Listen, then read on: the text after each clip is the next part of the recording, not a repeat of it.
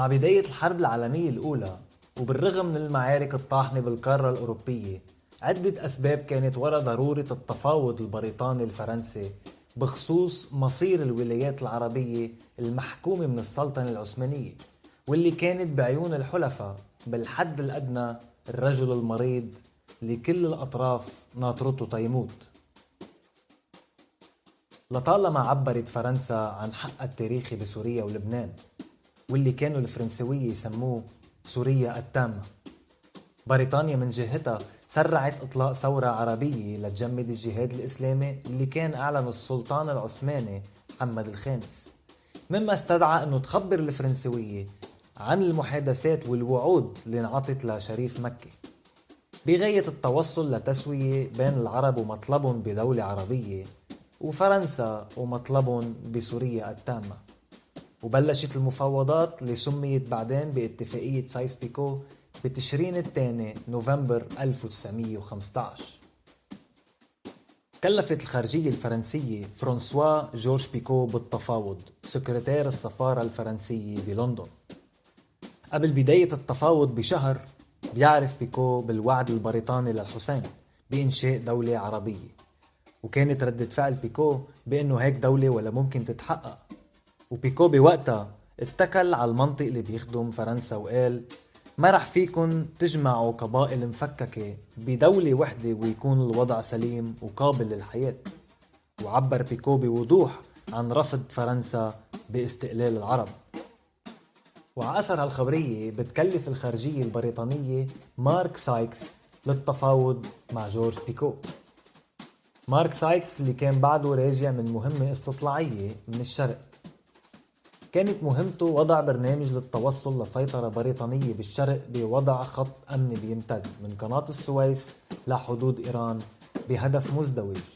أولا حماية الهند مطرح ما بريطانيا عندها مستعمرات وأسواق تجارية ضخمة، وثانيا قطع الطريق من الشرق لأي مشروع روسي بالمستقبل. مع العلم أن روسيا كانت انوعدت بالحصول على المضائق المحسوبة للدولة العثمانية وشرق الأناضول وحتى الأسيتانا نفسها. روسيا كانت بعدها قيصرية بهيداك الوقت، وكان عندها الشغف باحتلال السلطنة وإعادة أمجاد بيزنطيا، وكانت بتعتبر نفسها الوريث الشرعي للإرث الأرثوذكسي بالشرق. طالبت بريطانيا حماية فلسطين، وبالنسبة إلها فلسطين كانت بتمتد من صور لغزة، أما القدس كان في توافق على وضعها تحت وصاية دولية مؤقتا. بخصوص العراق تم الاتفاق على أنه الموصل تكون لفرنسا والكركوك لبريطانيا واثنينتهم فيهم نفط. وبأول عام 1916 بتم صياغة ورقة مشتركة بتحدد النقاط للمطالب الخاصة لكل من بريطانيا فرنسا والعرب. وعبر المفوضين عن تعذر قيام دولة عربية مركزية والاستعاضة بنموذج كونفدرالي، أما السبب أعرب عنه المفوضين أنه العرب ما رح فيهم يتفقوا، إما بدها تطغي العصبية القبلية أو بدها تطغي العصبية الدينية.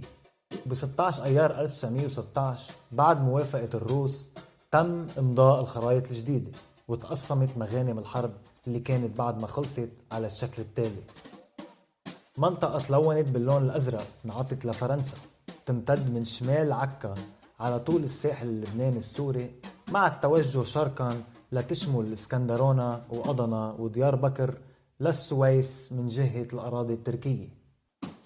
منطقة تلونت باللون الأحمر على الخريطة انعطت لبريطانيا تمتد من جنوب الكركوك للخليج محاذية لبحر العرب وصولا للمستعمرات البريطانية بعدن. وتعهد الطرفين بمنع أي طرف ثالث بالتدخل بالجزيرة العربية، وتم اتفاق كمان إنه الدولتين لهم امتياز بإنشاء حكم مباشر أو حكم غير مباشر بالمناطق الملونة. منطقة تلونت على الخريطة باللون البني انوضعت مؤقتا تحت إدارة وصاية دولية لأنه ما كان انحسم النزاع عليها بعد.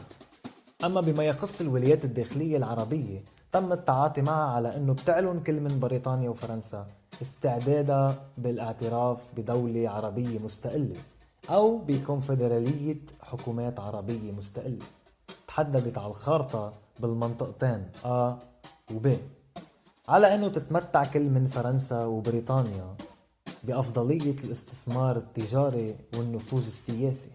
المنطقة A نفوذ فرنسية شمالية، والمنطقة B نفوذ بريطانية جنوبية. وهيك بالنهاية قسمت اتفاقية سايس-بيكو سنة 1916 الولايات العربية بالسلطنة العثمانية لمنطقتين، بريطانية وفرنسية، بتسيطر كل وحدة منهم على السواحل وعلى المناطق النفوذ بالداخل، ما عدا القدس اللي صارت منطقة مدولة.